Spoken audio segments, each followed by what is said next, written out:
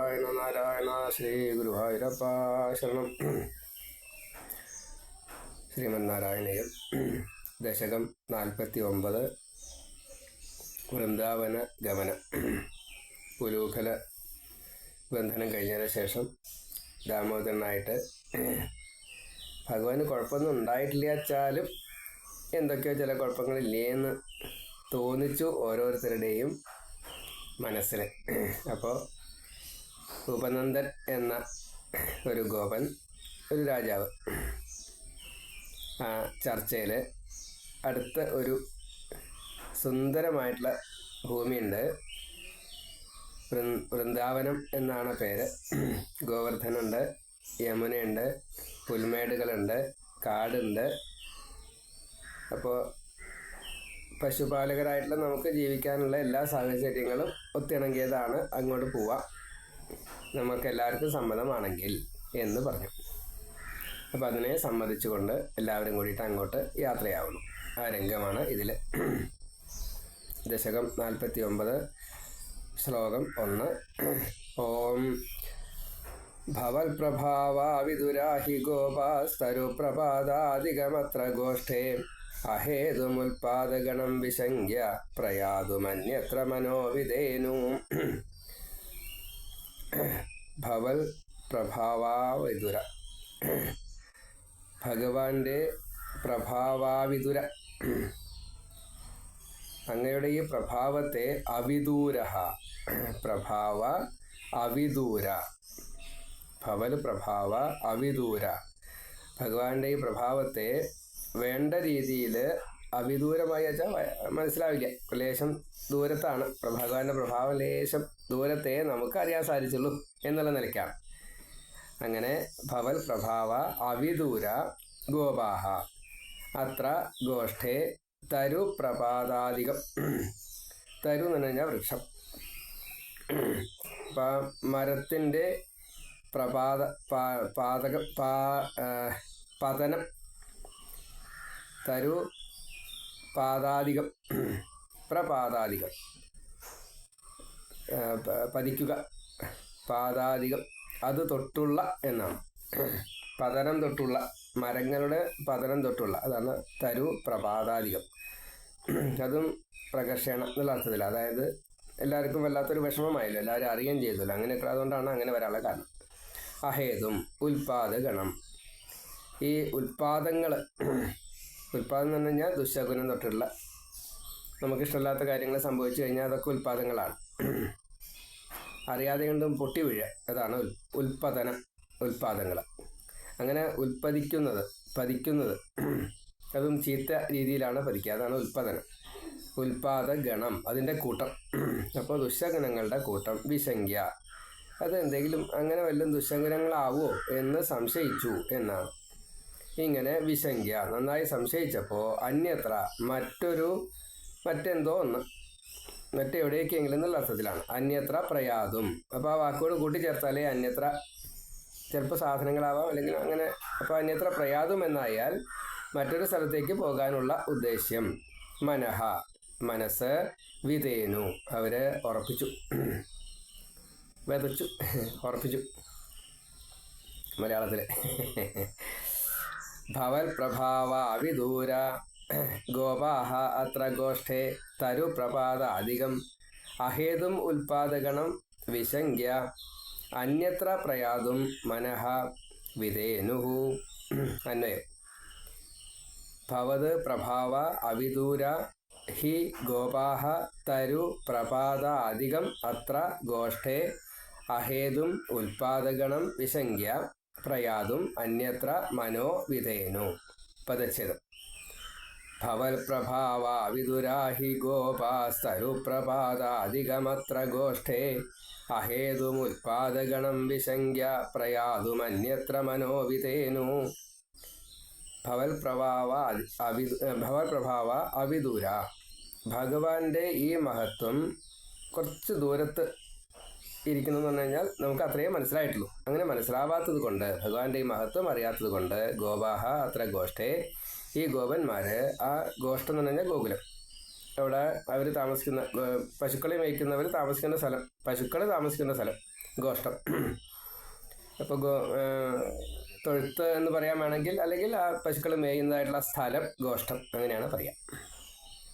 ആ ഗോഷ്ടത്തിൽ, ഈ ഗോകുലത്തിൽ തരു പ്രപാതാധികം ഈ മരങ്ങൾ വീഴുക തുടങ്ങിയതായിട്ടുള്ള അഹേതും ഒരു കാരണമില്ലാതെ കണ്ട് ഉൽപാദകണം ഇങ്ങനെ ദുശഗുണങ്ങൾ ഇങ്ങനെ കൂട്ടം കൂട്ടമായിട്ട് വരണു.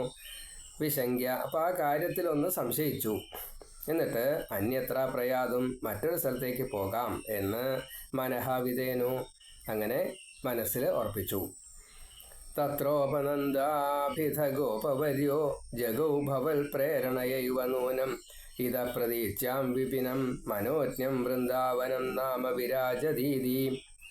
തത്ര അവരുടെ കൂട്ടത്തിൽ ഉപനന്ദ അഭിധ ഗോപവര്യ, ഉപനന്ദ അഭിധ ഗോപവര്യ. അപ്പോൾ ഉപനന്ദൻ, അഭിധൻ, ഗോപൻ, വര്യൻ 4 വാക്കുണ്ടല്ലോ. ഉപനന്ദൻ എന്ന പേര്, അഭിധ കുറച്ചൊരു പ്രശസ്തി, ആ പേരിൽ അറിയപ്പെട്ടുകൊണ്ട് പ്രശസ്തി എന്ന് വെച്ചാൽ രാജാവായതുകൊണ്ട് അങ്ങനെയാണല്ലോ. അങ്ങനെ അറിയപ്പെടുന്നതായിട്ടുള്ള ഉപനന്ദൻ ഗോപന്മാരിൽ വര്യനാണ്. അപ്പോൾ കുറച്ച് ശ്രേഷ്ഠനാണ്, എല്ലാവരും അദ്ദേഹത്തിനെ ബഹുമാനിക്കുന്നു രാജാവ് എന്നുള്ള നിലയ്ക്ക്.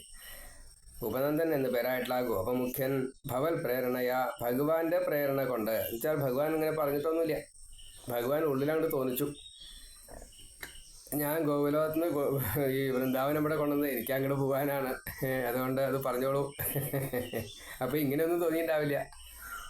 ഈ അവിടെ ഗോവർദ്ധനമൊക്കെ ഉണ്ടല്ലോ, നമുക്ക് ആ വൃന്ദാവനത്തിൽ ഒന്ന് പോയി നോക്കിയാലോ, അവിടെ സമ്മതാളിച്ച വേണിച്ചൊന്ന് പോയി നോക്കി വന്നിട്ടൊക്കെ ആവാം എന്നൊക്കെ പറഞ്ഞിട്ടുണ്ടാവേ. അപ്പോൾ ആ പ്രേരണയാണ്, അത്രയേ ഉള്ളൂ, ഒരു തോന്നൽ, ഒരു ഇൻഡ്യൂഷൻ. ആ ഇൻഡ്യൂഷൻ കിട്ടിയപ്പോൾ അതാണ് ഭവൽ പ്രേരണയ. ഇൻഡ്യൂഷൻ എങ്ങനെ കിട്ടുക? ഭഗവാന്റെ പ്രേരണ കൊണ്ട് മാത്രമേ അത് വരുള്ളൂ, അല്ലാണ്ട് നമുക്ക് സ്വയമേവ ഒന്നുമില്ല. അപ്പം അങ്ങനെ ഭവൽ പ്രേരണയ ഏവ, അതുകൊണ്ട് തന്നെ ഇതഹ ഇവിടെ നിന്ന് പ്രതീച്യാം കുറച്ച് പടിഞ്ഞാറായിട്ട് മനോജ്ഞം അതിമനോഹരമായിട്ടുള്ള വൃന്ദാവനം നാമ സർവകാല സുഖാവഹമാണ് വൃന്ദാവനെ. തുളസിയുടെ കൂട്ടം എന്നുണ്ട്, പിന്നെ വട്ടത്തിൽ നിൽക്കുന്ന വനം, ധാരാളം മരങ്ങളുണ്ട്, അങ്ങനെയാണ്, ധാരാളം മരങ്ങളുണ്ട്, അതാണ്. അങ്ങനെ വൃന്ദാവനം നാമ പിന്നെ വനം, ഈ കാട് വിരാജതി വളരെയധികം ശോഭിക്കുന്നു. വനശോഭ എങ്ങനെയാ?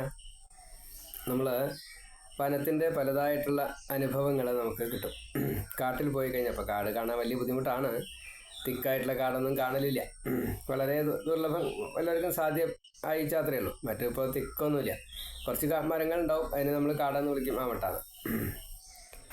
കടക്കാൻ പറ്റില്ല, വഴി കാണില്ല, വഴി നമ്മൾ അന്വേഷിച്ച് പിടിച്ചുണ്ടാക്കിയിട്ട് വേണം.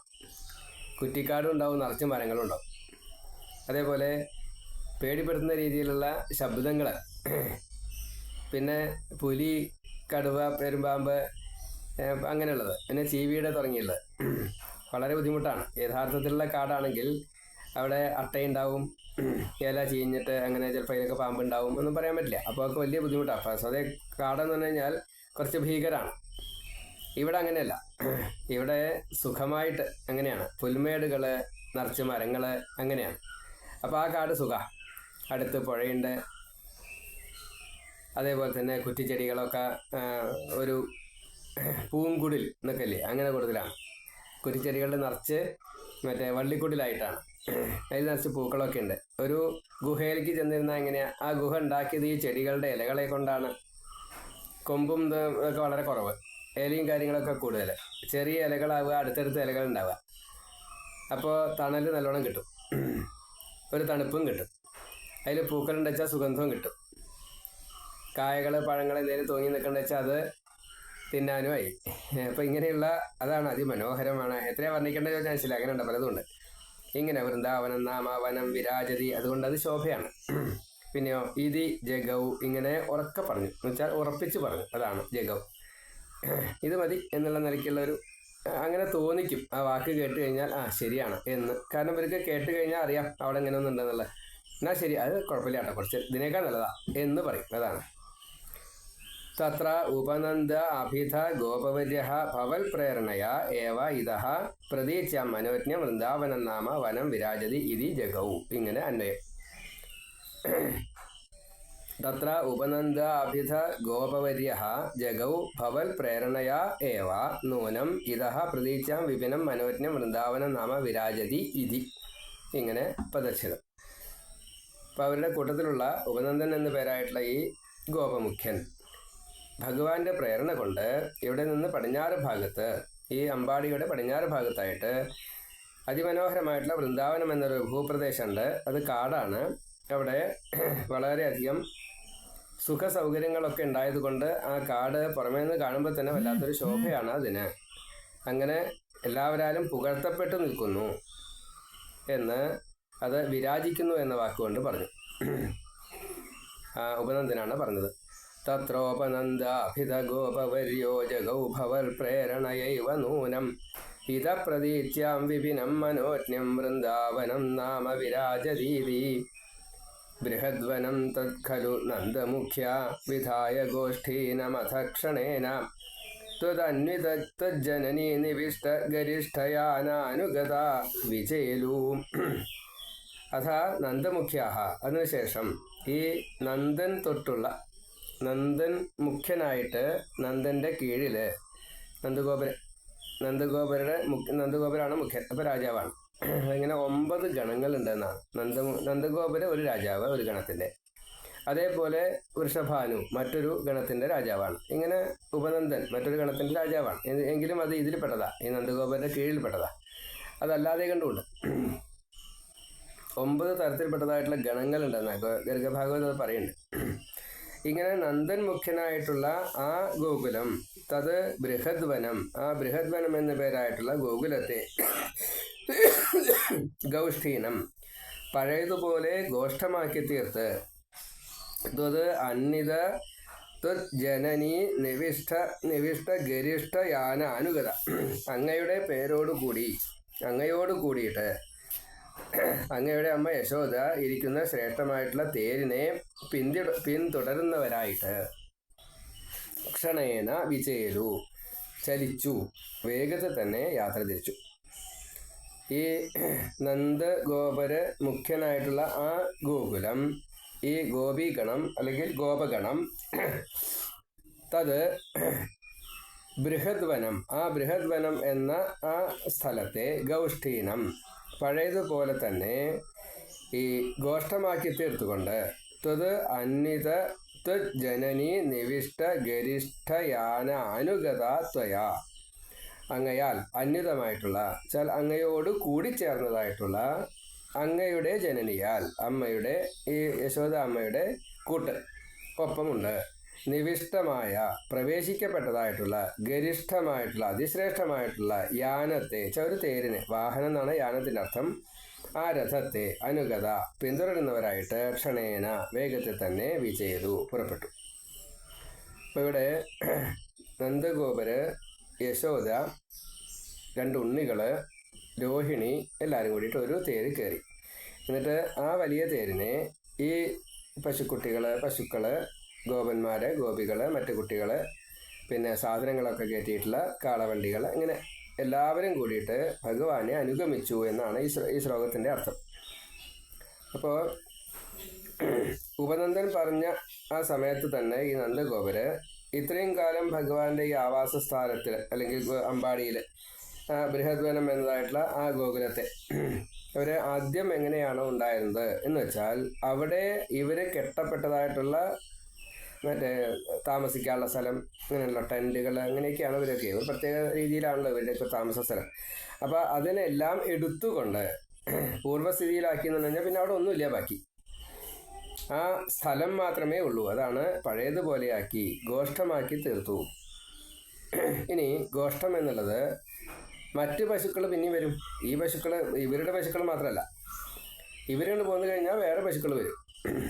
അതേപോലെ അവിടെ താമസിക്കുന്നവരുടെ കൂട്ടത്തിലുള്ള പശുക്കൾ, പിന്നെ അന്യ സ്ഥലത്ത് താമസിച്ചിട്ട് ഇവിടെ വന്ന് പശുക്കൾ മേയ്യുക, അങ്ങനെയുണ്ട്. അപ്പോൾ ഇവിടെ അപ്പനി താമസിക്കൽ പെട്ടെന്നുണ്ടാവില്ല. മറ്റ് ഗണങ്ങളുടെ പശുക്കൾ ഇവിടെ വന്ന് മേഞ്ഞിട്ട് പോവും.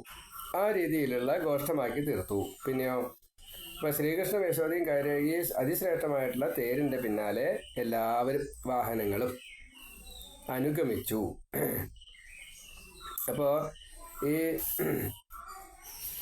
ഭഗവാന്റെ യാത്രയ്ക്കുള്ള അനുകൂലമായിട്ടുള്ള സാഹചര്യത്തെ ഉപനന്ദൻ്റെ വാക്കുകളെ കൊണ്ടുണ്ടായി. ഭഗവാൻ അതിനെ അംഗീകരിച്ചു, ഇഷ്ടത്തോടു കൂടിയിട്ട് യാത്ര തിരിച്ചു. അവിടേക്ക് എല്ലാവരും ഒരു ഷിഫ്റ്റ് ചെയ്യപ്പെട്ടു എന്നർത്ഥം. മൊത്തം അങ്ങോട്ട് മാറ്റി പാർപ്പിക്കപ്പെട്ടു. ബൃഹദ്വനം തത് ഖലു നന്ദമുഖ്യാം. അപ്പോൾ ബൃഹദ്വനം എന്നാണ് ഈ അമ്പാടിയുടെ പേര്. അതാണ് പിന്നെ വൃന്ദാവനം എന്ന രീതിയിലേക്ക് അടുത്ത താമസ സ്ഥലമായിട്ട് മാറ്റിയത്. ബൃഹദ്വനം തത് ഖലു നന്ദമുഖ്യ വിധായ ഗൗഷ്ഠീനമഥ ക്ഷണേന. അത് വളരെ പെട്ടെന്ന് തന്നെ പഴയ പോലെ തന്നെ അവിടെ ഒന്നും ഇല്ലാത്ത രീതിയിലാക്കി തീർത്തു. എന്നാലും അവിടെ മരങ്ങളുണ്ട്, പുല്ലുണ്ട്, മറ്റു കാര്യങ്ങളൊക്കെ അവിടെ ഉണ്ട്. അമ്പാടിയിൽ എല്ലാ സുഖങ്ങളും ഉണ്ട്. ഈ പുറമേ നിന്ന് വന്ന ഉൽപാദങ്ങളാണ് കുഴപ്പാക്കിയത്, അത്രേ ഉള്ളൂ. അവിടെ ഒന്നും ഇല്ലായിട്ടല്ല. പിന്നെ വൃന്ദാവനമില്ല. മറ്റേ അതേപോലെ തന്നെ ഈ ഗോവർദ്ധന പർവ്വതം ഇല്ല. അങ്ങനെയൊക്കെ ചിലത് ഇല്ലായുള്ളൂ. ബാക്കിയുള്ളൊക്കെ സൗകര്യങ്ങളൊക്കെ ഇവിടെയുണ്ട്, കാളിന്തിയും കാര്യങ്ങളൊക്കെ ഇവിടെയുണ്ട്. ഏതായാലും ഗൗഷ്ഠീന മഥക്ഷണേന ത്വത് അന്വിത, ഭഗവാന്റെ പിന്നാലെ ഒപ്പം പിന്തുടർന്നുകൊണ്ട് അന്വിത ത്വത് ജനനി, അങ്ങയുടെ അമ്മ, നിവിഷ്ട കയറിയതായിട്ടുള്ള ഈ ഗരിഷ്ഠയാന, ഏറ്റവും ശ്രേഷ്ഠമായിട്ടുള്ള ഒരു നല്ല തേരില് അനുഗത വിജയലു, ഭഗവാനെ പിന്നാലെ പിന്തുടർന്ന് വരുന്ന രീതിയിൽ, പിന്തുടർന്ന് പോകുന്ന രീതിയിലായി ആ യാത്ര.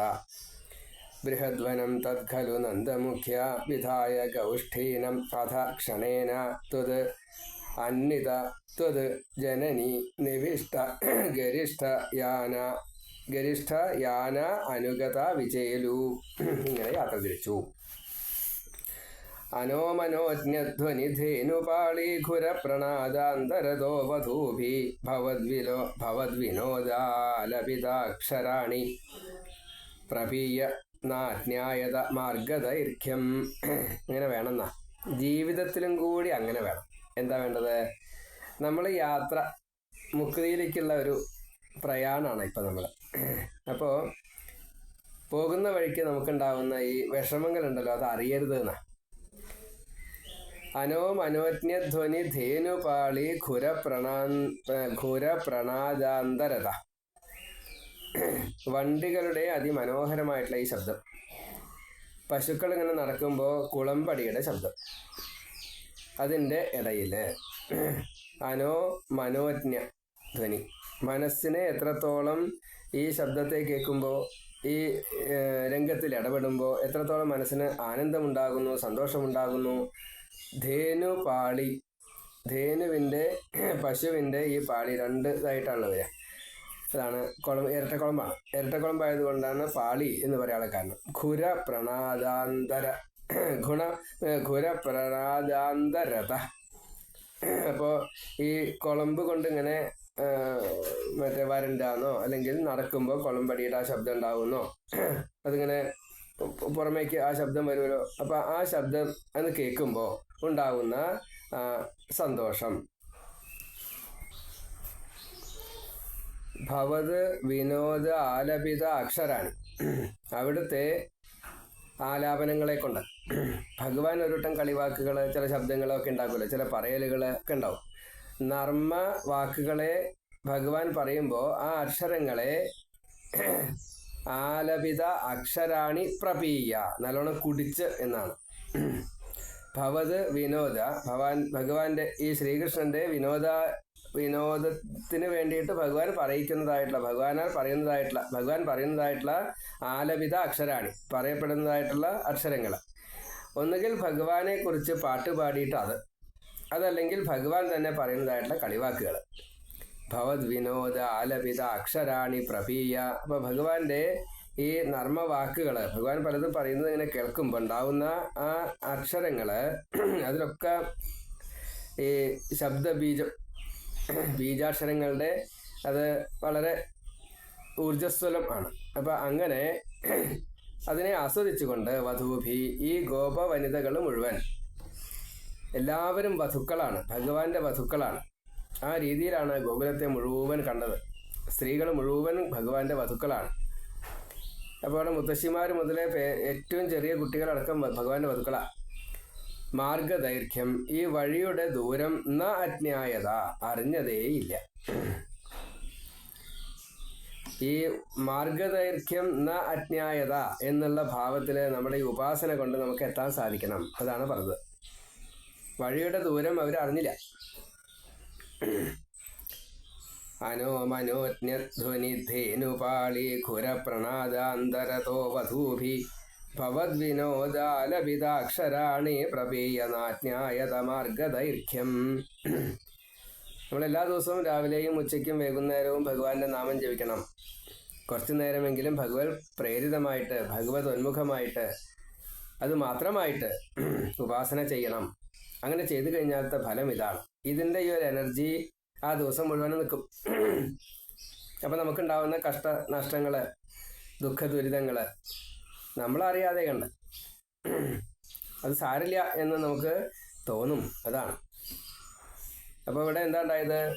അനോമനോജ്ഞധ്വനിധേനുപാളി കുരപ്രണാദാന്തരത. നമ്മൾ ഒരു സുഖമായിട്ട് ഇങ്ങനെ പാട്ടൊക്കെ കേട്ട് അങ്ങനെ ഇരിക്കാന്ന് കൂട്ടാ.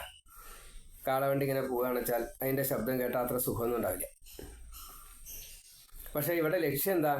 വൃന്ദാവനത്തിലേക്ക് എത്തുക, കൃഷ്ണന്റെ കൂടെ സഞ്ചരിക്കുക, കൃഷ്ണന്റെ വാക്കുകളെ കേട്ട് സഞ്ചരിക്കുക. എല്ലാവരും അതി ഉത്സാഹത്തോട് കൂടിയിട്ടാണ്. ഒരു ആപത്തുള്ള സ്ഥലത്ത് നിന്ന് ഇനി ആപത്തില്ലാത്തൊരു സ്ഥലത്തേക്ക് പോവുകയാണ്. ആ സന്തോഷം ഇതെല്ലാം കൂടിച്ചേരാ. അപ്പം ഇങ്ങനെ കൂടിച്ചേരുമ്പോൾ ഈ ശബ്ദം ഏതായിട്ടാണ് വരിക? സുഖപ്രദായകമാണ്, സുഖദം ആണ്. അങ്ങനെ ഈ ചില ശബ്ദങ്ങൾ അരോചകമാണെങ്കിൽ പോലും ചിലപ്പോൾ അത് വലിയ ആശ്വാസമായിട്ട് മാറും. ആപത്ഘട്ടങ്ങളിൽ നമ്മൾ ആ ശബ്ദം അത്ര ഇഷ്ടപ്പെടുന്നില്ലെങ്കിലും ചില സമയത്ത് അത് വലിയ ഉപകാരമായിട്ട് മാറും. വളരെയധികം നിശബ്ദമായിട്ട് നമ്മളെങ്ങനെ പേടിപ്പെടുത്തിക്കൊണ്ട് മറ്റെന്തൊക്കെയോ നമുക്ക് ഒരു പക്ഷേ ജീവന് തന്നെ ആപത്തുള്ള ഒരു സന്ദർഭം വന്നു കൂട്ടാം. നമ്മൾ ഒറ്റയ്ക്കാണ്, നിസ്സഹായനാണ്. ആ സമയത്ത് ഈ എന്ത് ശബ്ദമായാലും നമ്മുടെ പേടിയെ അതിനെ ഇല്ലാണ്ടാക്കാവുന്ന രീതിയിലുള്ള ഒരു മൃഗം, സിംഹം അല്ലെങ്കിൽ പുലി നമ്മളെ ആക്രമിക്കാൻ വേണ്ടിയിട്ട് വരികയാണ്. നമുക്ക് ഇഷ്ടമല്ലാത്തതായിട്ടുള്ള ഒരു ശബ്ദം, സാധാരണ നമുക്ക് ഇഷ്ടമല്ല, ഒരു പടക്കം പൊട്ടിക്കുകയാണെന്ന് കൂട്ടുക. അതിഭീകരം നോക്കാതെ വേണ്ടായിരുന്നു, എന്തൊരു ശബ്ദം എന്നൊക്കെ തോന്നും. പക്ഷേ ആ ശബ്ദം കൊണ്ട് ഈ സിംഹം ഓടിപ്പോയാൽ ഈ ശബ്ദത്തിന് നമ്മൾ എത്ര ഇഷ്ടപ്പെടും? നമ്മൾ ഇതേ ശബ്ദത്തിനെയാണ് എന്തിനാ അത്ര ഉറക്കം പൊട്ടിക്കണത്, മനുഷ്യൻ്റെ കാതുപോയി എന്നൊക്കെ പറഞ്ഞിട്ട് കുറ്റപ്പെടുത്തിയത്. പക്ഷേ ഇവിടെ ജീവൻ രക്ഷപ്പെടുക. ഈ ശബ്ദം കേട്ടപ്പോൾ സിംഹം ഓടിപ്പോയി, നമ്മൾ രക്ഷപ്പെട്ടു. അപ്പോൾ ആ ശബ്ദത്തിനോട് നമുക്ക് എത്ര ബഹുമാനം തോന്നും. എന്ന കൂട്ടത്തിൽ ഇവിടെ ഈ ആപത്തിൽ നിന്നും സമ്പത്തിലേക്ക് ചെല്ലാൻ പോവുക. അതുകൊണ്ട് ആ യാത്രയ്ക്ക് ഈ ശബ്ദങ്ങൾ വളരെയധികം ഉപകാരം. പിന്നെ ഇവർ ഇതുമായിട്ട് ലീനമായതാണ്. മുക്കുവര് കടലിൻ്റെ ഉള്ളിലേക്ക് മത്സ്യം പിടിക്കാൻ വേണ്ടിയിട്ട് തോണിയിൽ പോകുമ്പോൾ അവർക്ക് ആ കടലിൻ്റെ ഇരമ്പം അവർക്ക് വല്ല പേടിയുണ്ടോ? ഇല്ല. അവർക്കത് സന്തോഷമാണ്. അത് അതിൻ്റേതായ രീതിയിൽ ചിലപ്പോൾ ആ സമയത്താണ് മത്സ്യങ്ങൾ ഒന്നിച്ച് മുകളിലേക്ക് പൊന്തി വരിക. അവരുടെ വലയിൽ അത് കൂടുതൽ കിടങ്ങും. അപ്പോൾ അവർക്ക് വലിയ സന്തോഷമായി. അതേ മുക്കുവർ തന്നെ ഇവിടെ രാത്രിയിൽ കരയിൽ ഇരിക്കുന്ന സമയത്ത് ഈ കടൽക്ഷോഭം ഉണ്ടാവുന്ന സമയത്തുണ്ടായ ആ കടലരമ്പം, അതിൻ്റെ ശബ്ദത്തിന് രണ്ടിലെ സാമ്യം ഉണ്ടെങ്കിലും വ്യത്യാസമുണ്ട്.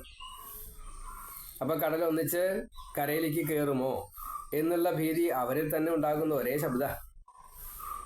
ഒന്ന് ചാകരയായിട്ട് കിട്ടുന്നു, മറ്റത് ജീവൻ ആപത്തായിട്ട് മാറുന്നു. അപ്പോൾ ഇതിലെ ഈ ദ്വന്ദ്വം ഭഗവാനാൽ നിശ്ചയിക്കപ്പെട്ടതാണ്.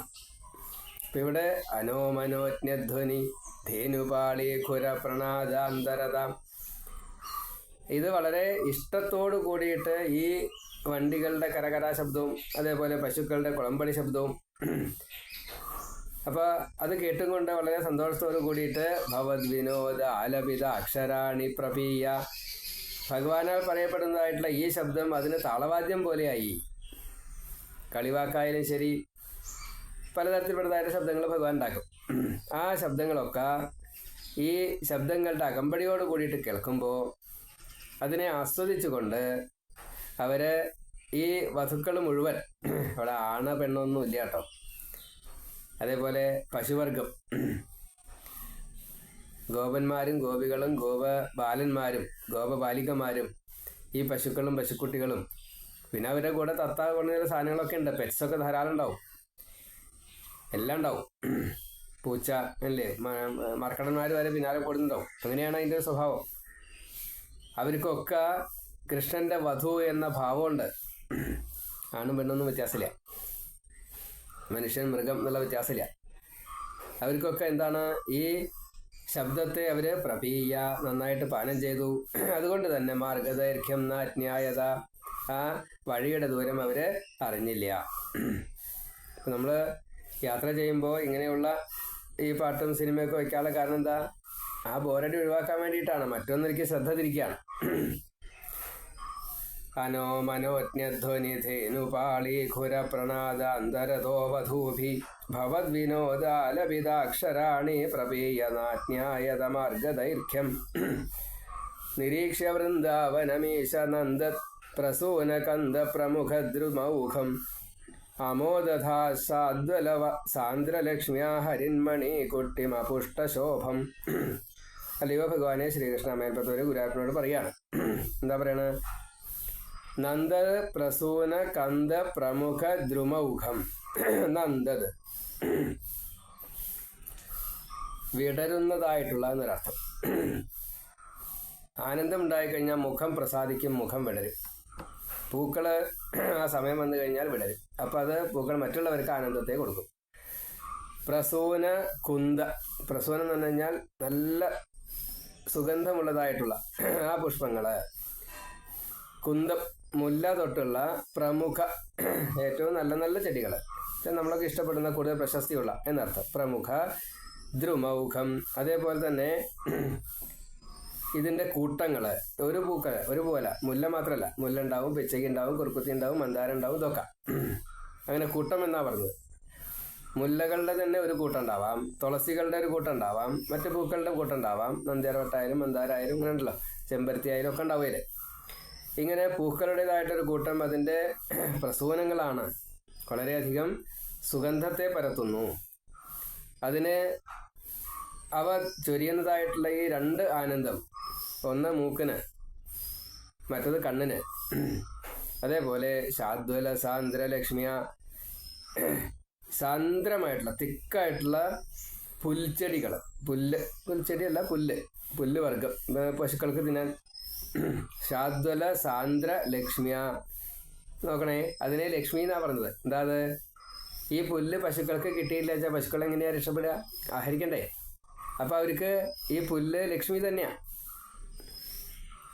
അപ്പോൾ ആ വാക്കുകൾ പ്രയോഗിക്കുമ്പോൾ മേൽപ്പത്തൂർ എത്ര നന്നായിട്ട് അതിനെ വ്യാഖ്യാനിച്ചു, ചേരുംപടി ചേർക്കുക, അതാണ്. അപ്പോൾ ശാദ്വല സാന്ദ്ര ലക്ഷ്മിയ, ഈ പുൽത്തകിടി വളരെ നന്നായിട്ടുണ്ട്, അത് വസ്തുവാണ്. ആ വസ്തു ഈ പശുക്കളുടെ ഗോപാലനത്തിന് വേണ്ടതാണ്. അപ്പോൾ അത് ലക്ഷ്മിയായിട്ട് മാറി, അതാണ് ശാദ്വല സാന്ദ്ര ലക്ഷ്മിയ. ഹരിൻമണി മാത്രമല്ല, അത് ഒരു രത്നം പതിച്ച പോലെ, പച്ച നിറത്തിലുള്ള രത്നം പതിച്ച പോലെ. ഹരിൻമണി കുട്ടിം അപുഷ്ടശോഭം. മാത്രമല്ല, ഈ മരതക കല്ലുകൾ ഇങ്ങനെ പതിച്ചതായിട്ടുള്ള ഒരു തറ പോലെ. മാത്രമല്ല, അത് എത്രത്തോളം പുഷ്ടമാക്കിയിട്ടുള്ള ശോഭയാണ് ചോദിച്ചാൽ ശരിയാ, അത്രയും കൂടുതൽ പുഷ്ടമാക്കി തീർത്തു ആ ശോഭ. പുഷ്ടശോഭം, വർദ്ധിച്ചതായിട്ടുള്ള ആ ശോഭയെ അത് തന്നു എന്നാണ്. ഹരിന്മണി കുട്ടിമ പുഷ്ടശോഭം. അപ്പോൾ ഈ പച്ചപ്പുല്ലിങ്ങനെ നിരത്തി വയ്ക്കുമ്പോൾ അത് രത്നക്കല്ലുകൾ ഇങ്ങനെ പച്ച നിറത്തിലുള്ള രത്നക്കല്ലുകൾ നിറച്ച് വെച്ചാൽ എങ്ങനെ ഉണ്ടാവുക? അതേപോലെ അത് ശോഭിച്ചു. വൃന്ദാവനം, ഇങ്ങനെയുള്ള വൃന്ദാവനത്തെ നിരീക്ഷ കണ്ടിട്ട് അമോദധാഹ, എത്രയാ സന്തോഷിച്ചു വെച്ചാൽ മനസ്സിലായി. അമോദധാഹ, വളരെയധികം മോദം അനുഭവിച്ചു. അങ്ങനെ എല്ലാവരും അനുഭവിച്ചു, ഒരാൾ മാത്രമല്ല, എല്ലാവരും ഒരേപോലെ അനുഭവിച്ചു. നിരീക്ഷ്യ വൃന്ദാവനമീശ നന്ദൽ പ്രസൂന കുന്ദ പ്രമുഖ ദ്രുമൗഖം അമോദധാ ശാദ്വല സാന്ദ്രലക്ഷ്മ്യാ ഹരിന്മണി കുട്ടിമപുഷ്ടശോഭം. ഈശ ഭഗവാനെ, നന്ദത് പ്രസൂന കുന്ദ പ്രമുഖ ദ്രുമ ഔഘം ശാദ്വല സാന്ദ്ര ലക്ഷ്മ്യ ഹരിന്മണി കുട്ടിം അപുഷ്ടശോഭം. വൃന്ദാവനം നിരീക്ഷ്യ അമോദധാഹ. നിരീക്ഷ്യ വൃന്ദാവനം ഈശ നന്ദത് പ്രസൂന കുന്ദ പ്രമുഖ ദ്രുമ ഔഘം അമോദധാ ശാദ്വല സാന്ദ്ര ലക്ഷ്മ്യ ഹരിന്മണി കുട്ടിം അപുഷ്ട ശോഭം. ഹരിന്മണി കുട്ടിം അപുഷ്ട ശോഭം.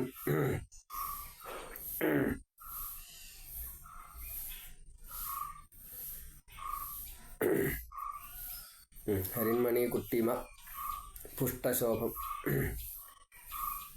സംസ്കൃതം അത്രേ അറിയുള്ളൂ. ആയിക്കോട്ടെ, കുഴപ്പമില്ല. കാര്യം മനസ്സിലായില്ല.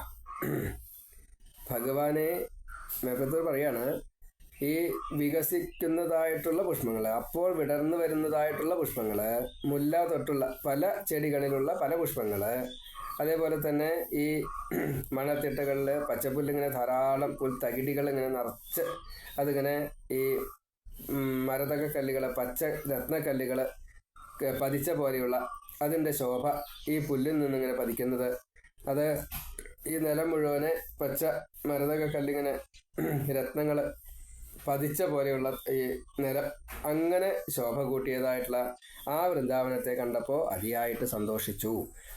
നിരീക്ഷ്യ വൃന്ദാവനമീശ നന്ദൻ പ്രസൂന കുന്ദ പ്രമുഖ ദ്രുമൗഘം അഥോ അമോദധാ ശാദ്വല സാന്ദ്ര ലക്ഷ്മ്യ ഹരിന്മണി കുട്ടിം അപുഷ്ടശോഭം.